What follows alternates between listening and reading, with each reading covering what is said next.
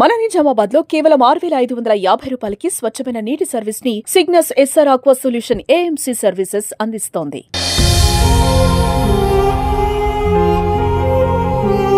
పెడుతున్నారా, కొడుతున్నారా, ఎలా పడతారో కొడుతున్నారా, అది ఇది నేను తట్టుకోలేకపోతున్నా. నాకు వచ్చి చూసే వరకు ఏం లేదు, మమ్మల్ని ఆ బాడీ దగ్గరికి వెళ్ళనియలేదు. మా అన్నయ్య నా మీద పడి ఏడ్చిండు.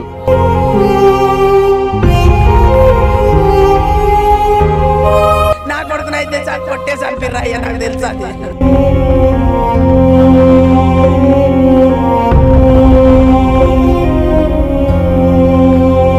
నమస్తే, వెల్కమ్ టు సుమన్ టీవీ. ప్రస్తుతం పోలీస్ కస్టడీలో ఒక వ్యక్తి చనిపోయాడని చెప్పేసి బంధువులు నిజామాబాద్ ప్రభుత్వ ఆసుపత్రి వద్ద తీవ్ర ఆవేదన వ్యక్తం చేస్తున్నారు. వాళ్ళు జగిత్యాలకు సంబంధించినటువంటి సంపత్ 32 సంవత్సరాలు పోలీస్ కస్టడీని మరణించారని చెప్పేసి కుటుంబ సభ్యులు పెద్ద ఎత్తున కూడా ఆందోళన చేపట్టారు. వాళ్ళ ఆవేదన కూడా చూడొచ్చు. పెద్ద మొత్తంలో ఒక కుటుంబంలో ఉన్నటువంటి వ్యక్తి పోవడం పట్ల కూడా తీవ్రమైనటువంటి ఆవేదన వ్యక్తం చేస్తున్నారు. కుటుంబ సభ్యులు ఉన్నారు, ఒకసారి మాట్లాడదాం. సంపత్, మీకు ఏమవుతారు? మా అన్నయ్య అసలు ఏం జరిగింది? ఇప్పుడు మొత్తానికి కూడా ఒకవైపు పోలీసుల కస్టడీలో చనిపోయారంటారు. అసలు విషయం ఏంటి మొదటి నుంచి ఒకసారి చెప్పండి.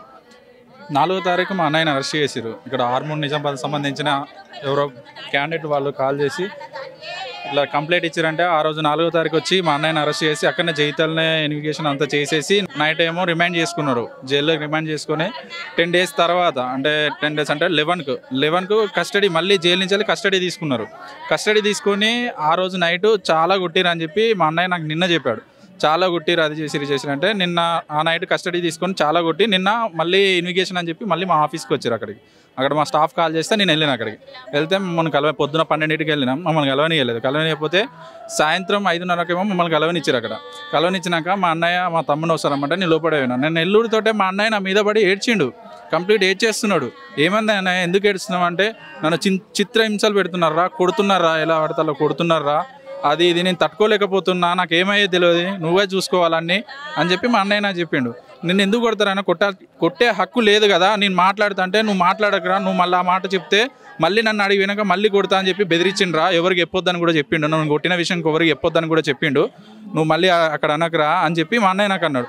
అన్న వెంటనే అక్కడ నుంచి ఎస్ఐ సంథింగ్ ఎవరో వాళ్ళు సైబర్ క్రైమ్లో ఒక లేడీ పోలీస్ వాళ్ళు వచ్చి, సంపత్తి టాబ్లెట్లు వేసుకో అని చెప్పి 5 టాబ్లెట్లు ఇచ్చారు మా అన్నయ్యకు. వేసుకో అని చెప్పి మా అన్నయ్య అక్కడనే 5 టాబ్లెట్లు వేసుకున్నాడు. వేసుకున్నాక అక్కడనే నడువొస్తలేదు, చాలా ఇబ్బంది పడుతున్నారు. అక్కడనే వాళ్ళు బలవంతంగా వాళ్ళు భయపెట్టించి నడిపించారు. బలవంతంగా నడిపిస్తే అక్కడి నుంచి వచ్చేసినాక నైట్ 12కేమో కాల్ వచ్చింది నాకు. మా చిరంజీవి అంటే ఆయనతో ఉన్నాను. ఇంకా పోలీస్ కస్టడీలో ఎక్కడ వాళ్ళని కొట్టారని చెప్పి చెప్తున్నా. మీ బ్రదర్ మీకు ఎక్కడ కలిసాడు? నాకు మా బ్రదర్ వాళ్ళ ఆఫీస్కి వచ్చారు. నేను ఇన్వెస్టిగేషన్ అని చెప్పి మా బ్రదర్ని తీసుకొని పోలీసు వాళ్ళు అక్కడికి వచ్చారు. ఆఫీస్ కాడికి అక్కడ ఉన్న స్టాఫ్ నాకు కస్టడీ నిజామాబాద్ కస్టడీలో ఉండారా మీ బ్రదర్? నిజామాబాద్ పోలీస్ కస్టడీలో ఉండేది. విచారణ నిమిత్తం మీ ఆఫీస్కి తీసుకొచ్చారు. అప్పుడు మీ బ్రదర్ మీకు కలిసాడు. పోలీసులు అందరు చూస్తుండగానే కలిసాడా? పోలీసులు అందరు చూస్తుండగానే కలిసాడు నాకు. వాళ్ళందరి మధ్యలో ముందే ఉన్నప్పుడే చెప్పాడు. అంటే అప్పుడు సిఐ గారు లేరు, బయటికి వెళ్ళారు. అప్పుడు చెప్పాడు, ఇట్లా సంగతి జరుగుతుందిరా, నేను తట్టుకోలేకపోతున్నా, నన్ను చాలా ఇబ్బంది పెట్టి కొడుతున్నారు. అరిపాదాల మీద దాదాపు ఒక 30 దెబ్బలు నాన్ స్టాప్గా కొట్టిండని కూడా చెప్పాడు మా అన్నయ్య నాకు.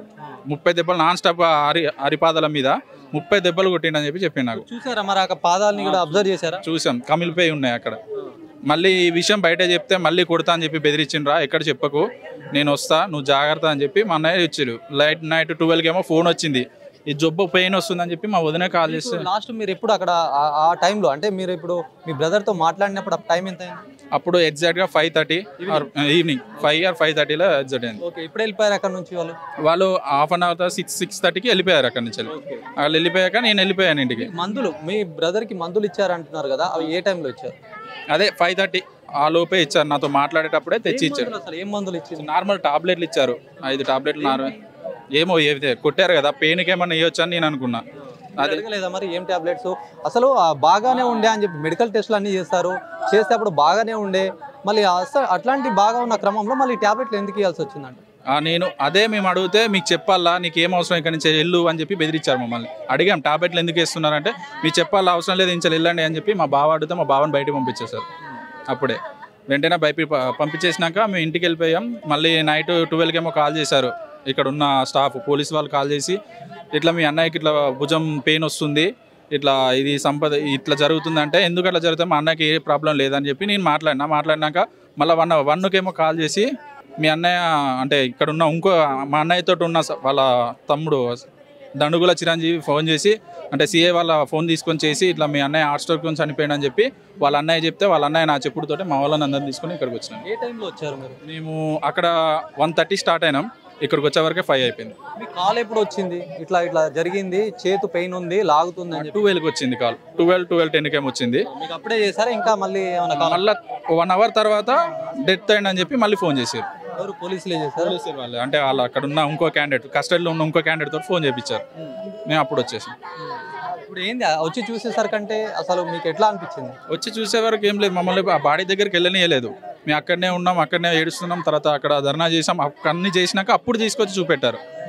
మేము చెప్తే అది లేదు ఇట్లుందని చెప్పి ఏదో డంబీ ఫోటేజీలు చూపెట్టి ఈయననే ఆయననే అని చెప్పి మాట్లాడుతున్నాడు. లేదు మా అన్నయ్య అక్కడనే చనిపోయాడు, ఏమన్నా ఉంటే మాకు అక్కడ ఉన్న ఫోటేజ్ చూపెట్టండి, ఇక్కడ ఎంట్రీ అయిన ఫోటేజ్ అక్కడ ఎగ్జిట్ అయిన ఫోటేజ్ చూపెడితే మీరు నమ్ముతాం. పోలీసులు ఏమంటున్నారంటే బాగానే వచ్చారు, హాస్పిటల్ కూడా నడుచుకుంటే వచ్చారు, ఇక్కడనే ఆయనకు సడన్ గా స్ట్రోక్ లాంటిది రావడమా ఏదో సమ్ జరిగింది, ఆయన హెల్త్ ఇష్యూస్ తోటే మరణించాడని వాళ్ళు చెప్తున్నారు. అసలు ఫుటేజ్లో ఏముంది? మా అన్నయ్యకు నేను ఇప్పటి నుంచి మా అన్నయ్య 31 ఏముంటుంది, ఇప్పటి వరకు ఏ ప్రాబ్లం మా అన్నయ్య కనీసం ఇంజక్షన్ కూడా ఇప్పటి వరకు వేయించుకోలేదు. మా ఇంట్లో మా ఫ్యామిలీ హార్ట్ స్ట్రోక్ అనేది ఎవరికీ రాలేదు ఇప్పటి వరకు. అది అంతా అబద్ధం, అన్నీ అలా చెప్తున్నారు, అది కాదు. ఏం చెప్తున్నారు పోలీసుల సంబంధించి? ఏమొచ్చి ఇట్లా చనిపోయారు అంటున్నారు? హార్ట్ అటాక్ వచ్చి చనిపోయింది అని చెప్పి మాకు అక్కడ ఉన్న క్యాండిడేట్, రిమాండ్లో ఉన్న క్యాండిడేట్ మాకు చెప్పిండు. హార్ట్ అటాక్ వచ్చి చనిపోయింది అని చెప్పి అతనితో చెప్పించారు మాకు. ఇక్కడికి వచ్చి అది ఏంటిది చూద్దామని మేము ఇక్కడికి వచ్చాం. అంటే నిన్ననే నాకు అన్నీ చెప్పిండు, నన్ను కొట్టిరు అన్నీ చెప్పిరు.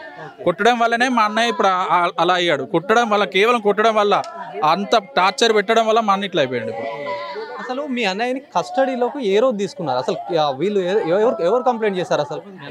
మా అన్నయ్య పైన ఇక్కడ నిజామాబాద్ సంబంధించిన ఓలో పర్సన్ ఆయన కంప్లైంట్ చేశారు. 4వ తారీఖు తీసుకొచ్చారు. అక్కడనే ఇమిగ్రేషన్ అన్ని చేయించి ఇక్కడ తీసుకొచ్చి ఇక్కడ జైల్లో సబ్మిట్ చేశారు. మళ్ళా ఫస్ట్ ఇక్కడ కంప్లైంట్ చేశారు వాళ్ళు, ఇక్కడ నిజామాబాద్ సైబర్ క్రైమ్లో కంప్లైంట్ చేశారు. 4వ తారీఖు వాళ్ళని మీ అన్నయ్యని తీసుకొచ్చారు.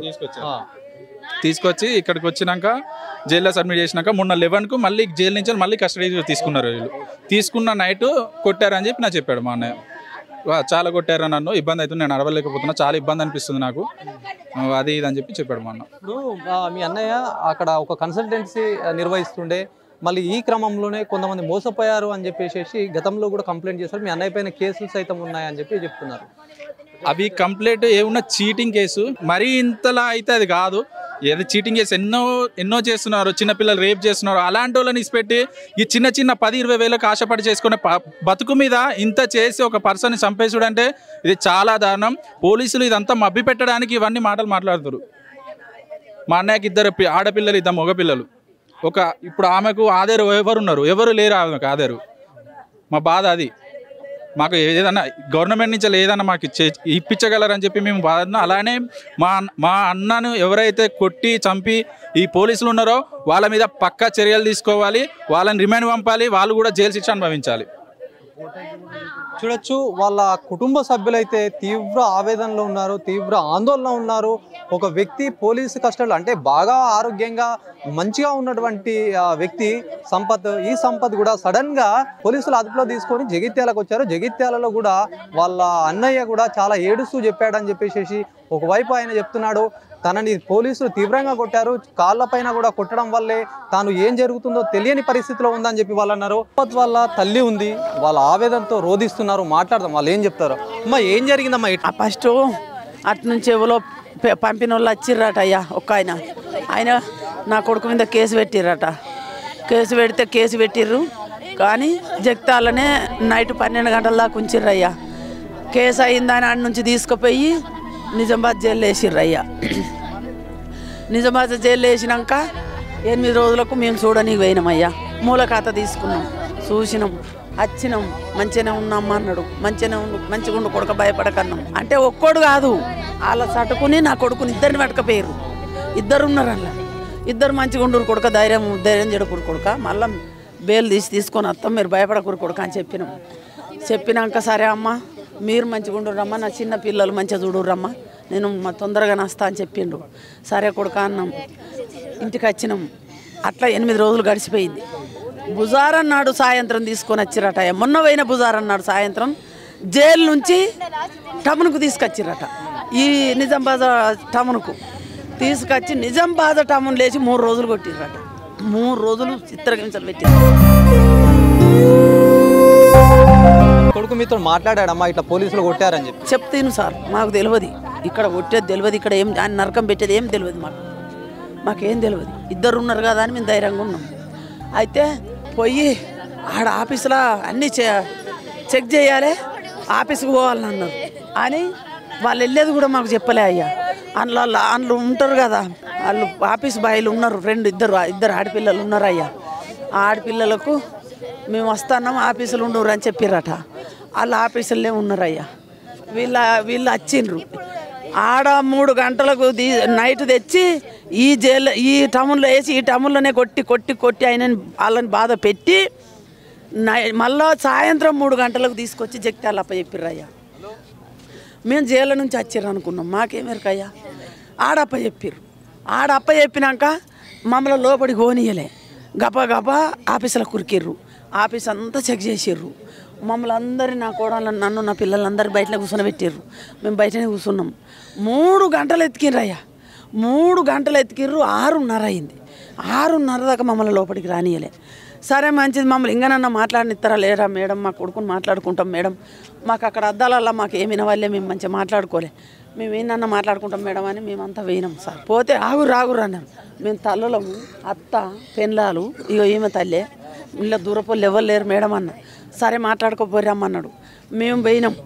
వాళ్ళ కొడుకు కాడ వాళ్ళు మాట్లాడుకున్నారు, వాళ్ళ కోడలు ఆమె, నా కొడుకు కాడ నేను, నాకు 2 కోడళ్ళు, నా ఇయ్యపురాలు, 3 పోయి మాట్లాడుకున్నాం.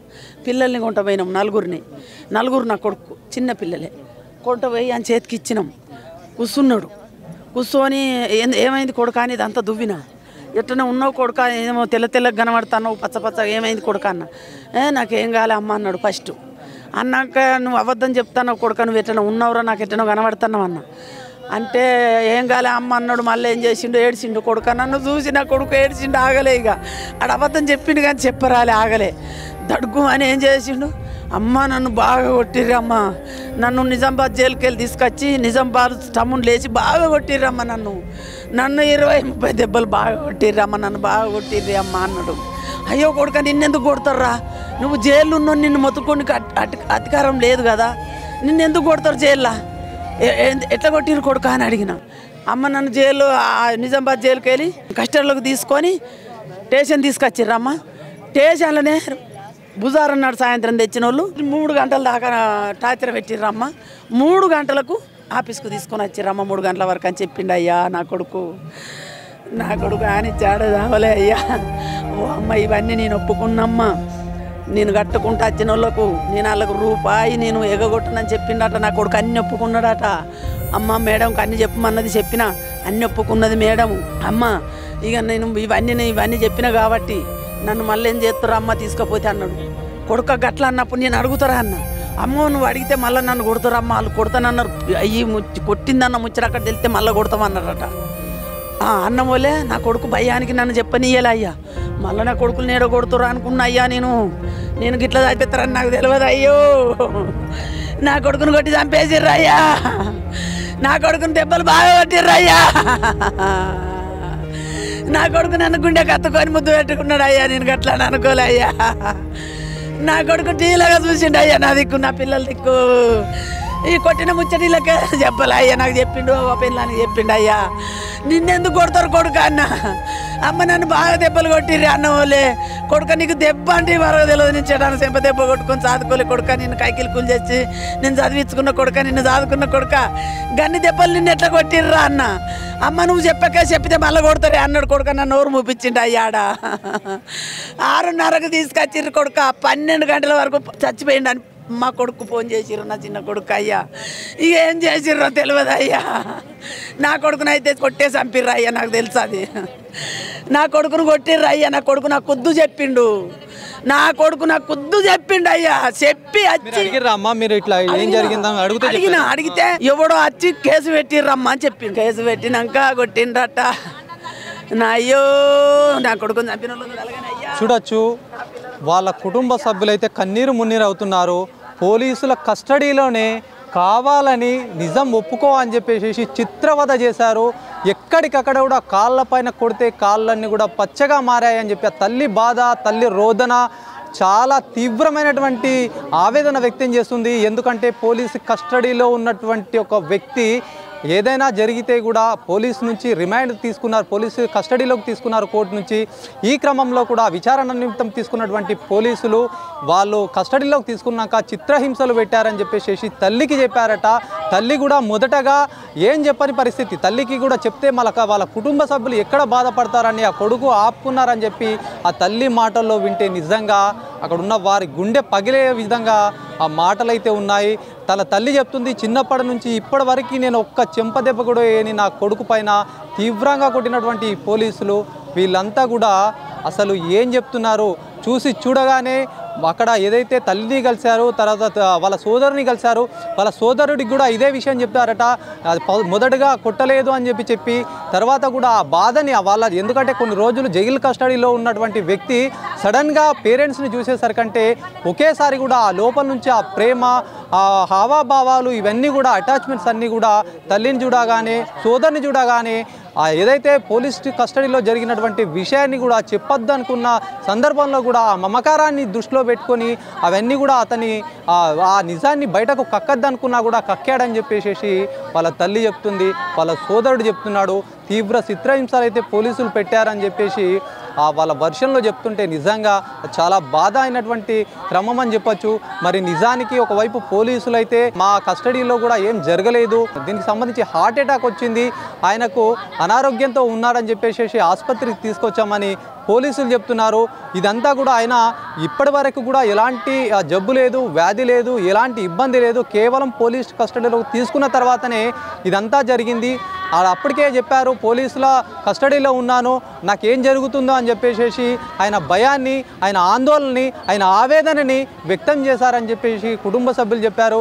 మరి కుటుంబ సభ్యుల వర్షన్ని తీసుకుంటే కనుక ఆయనని మొదటగా చెప్పనటువంటి పరిస్థితి, తర్వాత ఆయన చెప్పగానే వీళ్ళలో కూడా ఒక ఆందోళన మొదలైంది. ఏం జరుగుతుందో, తమ కొడుకుకు ఎలాంటి సిచ్యువేషన్ ఎదుర్కొంటారో అని చెప్పేసి కూడా వాళ్ళ లోపల ఒక భయం ఉంది. ఆ భయమే నిజంగా మారిందని చెప్పి చెప్తున్నారు. పోయిన సంపత్కు 2 భార్యలు ఉన్నారు. ఒకసారి తెలుసుకుందాం. మా ఏంది ఇప్పుడు సంపత్ చనిపోవడాన్ని ఎట్లా చూస్తుంది? కొట్టి పంపించిర్రు. ఆ కేసు పెట్టినైనా లంచం ఇచ్చిండు. లంచం ఇచ్చినాక కేసు పెట్టినాక వెంటనే కేసు పెట్టి వెళ్ళినాక వెంటనే 10ంటికి జైలు నుంచి తీసుకొని వచ్చి 3 రోజులు కస్టడీలో పెట్టుకొని టార్చర్ పెట్టడం ఏం అవసరం?